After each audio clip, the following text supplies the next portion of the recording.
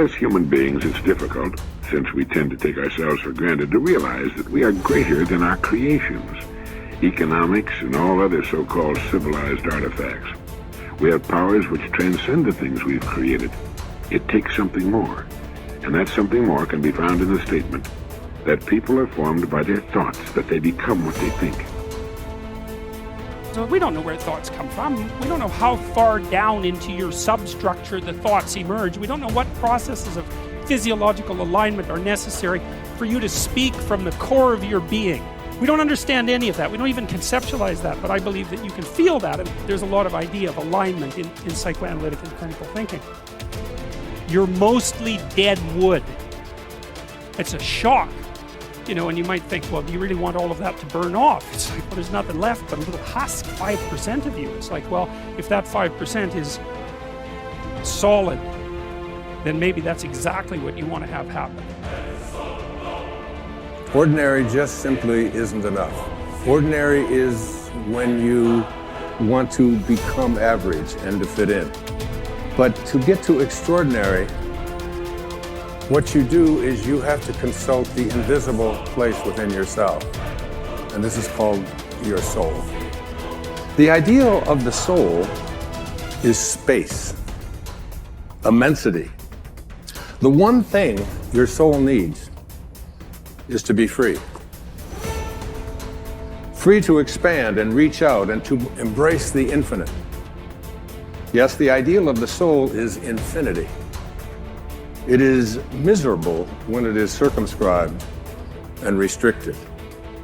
It is a fragment of the universal soul, which is infinite.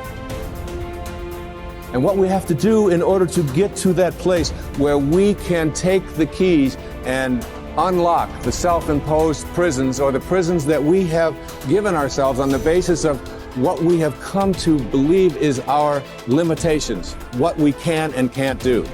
We have to let go of that. And I call it rewriting our agreement with reality.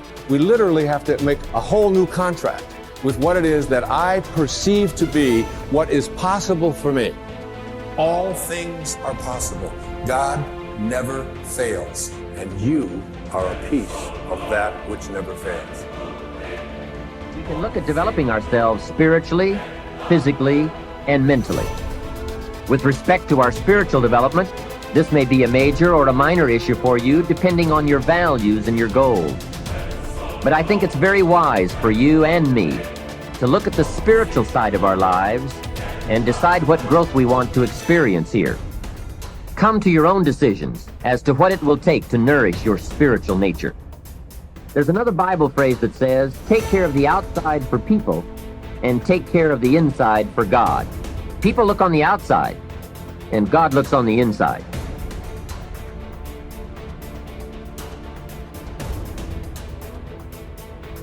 Thought power, its laws and its dynamics.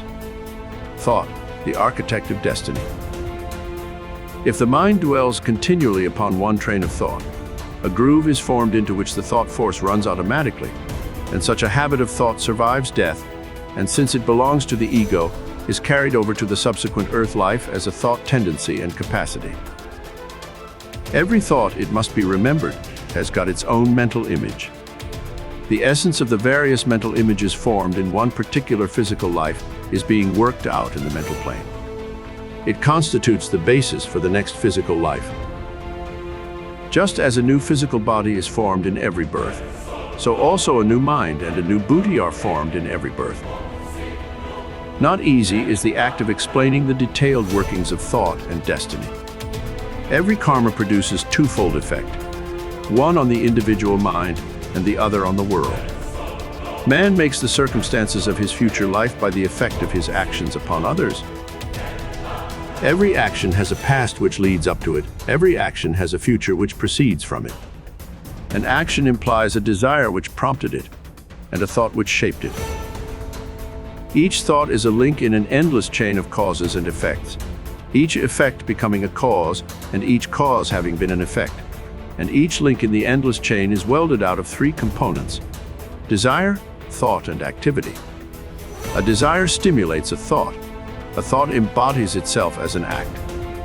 Act constitutes the web of destiny.